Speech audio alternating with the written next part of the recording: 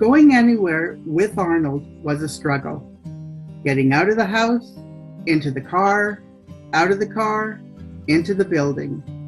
Every transition was a challenge. It took all my energy.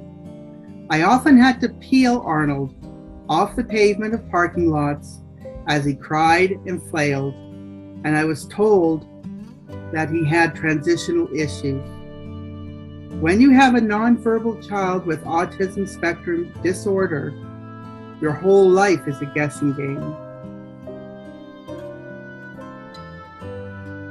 When Arnold was 12 years old, he was ill and needed IV antibiotics every 8 hours for a week at the hospital.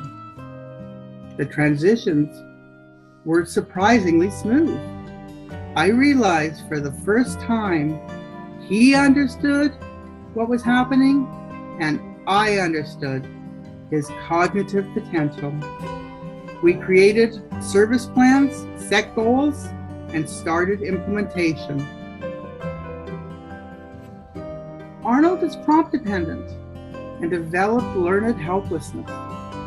So at home, I learned to contrive situations and activities to motivate him to ask questions and to be independent.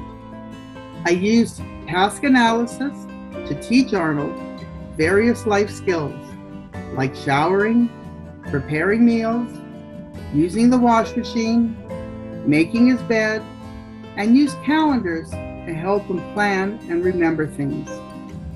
He became happier, content, and ready to learn more. A couple of years ago, our clinical coordinator sat me down and said, "The funding Arnold receives will end when he turns 18. So we need to start to think about his future as an adult." She started asking me about where I see him spending his day, working, in a program, volunteering. Where's he going to live? Who is going to be his guardian? What about recreational activities? How is he going to get around? Future post-secondary opportunities, managing his health and mental challenges. It felt like a real dose of reality hit me in the face. I didn't want to think about Arnold's life as an adult. As an autistic man, I realized unconsciously I had always expected to be his primary caregiver. As a parent of a child with ASD, all you want is to live 1 minute longer than your child.